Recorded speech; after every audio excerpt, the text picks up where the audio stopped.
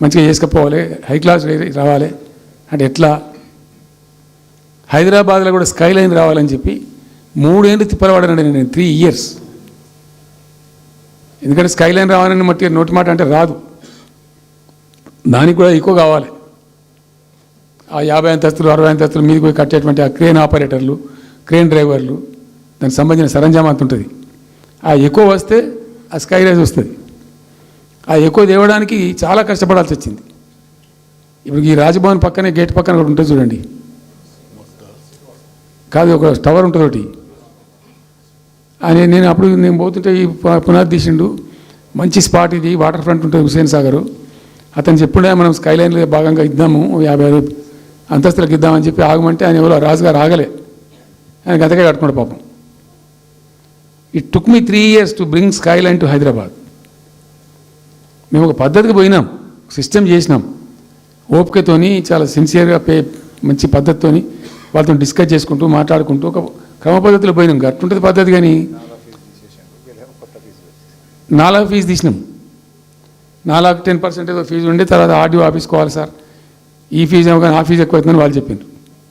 అది తీసేవతల పడేసినాం. అది తీసేసినాం, ఆర్డీఓ దగ్గర పోయే అవసరం లేకుండా కూడా చేసినాం.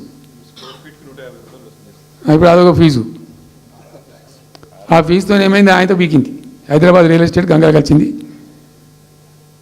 మేమేమో ఆనాడు నిజంగా చెప్తున్నా, చాలా సంతోషంగా చెప్తున్నాను నేను, భూముల ధరలు పెంచినాం తెలంగాణలో.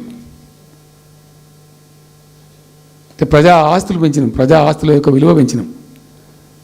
4 ఎకరాల నోడు ధీమాతో ఉండే తెలంగాణలో. కొద్దిగా డాంబర్ రోడ్డు అంటుకునే 4 ఎకరాల నోడు 50 లక్షల కాడికి అమ్మితే నాకు 2 కోట్ల శ్రీమంతుడు అని చెప్పుకున్నాడు కాలువ ఎగరేసుకొని. ఇవాళ ఏమైనాయండి భూముల ధరలు? కుప్ప ఊలిపోయినాయి. ఇంకా అమ్మాయి పెయింట్ ఉంటే ఎకరం అమ్మి చేద్దాం అనుకుంటే కొనే దిక్కులేదు సార్ అని కళ్ళకి నీళ్ళు పెట్టుకుంటారు ప్రజలు. ఇవాళ లేదు, ఒక ఎకరా కూడా అమ్ముడు పోతలేదు, ఇప్పుడు కొంటలేడు.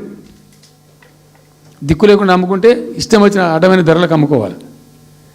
సో ఈ అరాకిరి మాటలు చెప్పి అడ్డమైన హామీలన్నీ ఇచ్చి నీకు చేసాదగాక కేవలం రాజకీయ అధికారమే మా లక్ష్యం అనే పద్ధతిలో ఇచ్చి ఇలా ప్రజలను వంచి అటు రైతాంగాన్ని నడిపిస్తున్నారు, పేద ప్రజలు నడిపిస్తున్నారు, పేద విద్యార్థులు నడిపిస్తున్నారు, రిటైర్డ్ ఎంప్లాయీస్ నడిపిస్తున్నారు.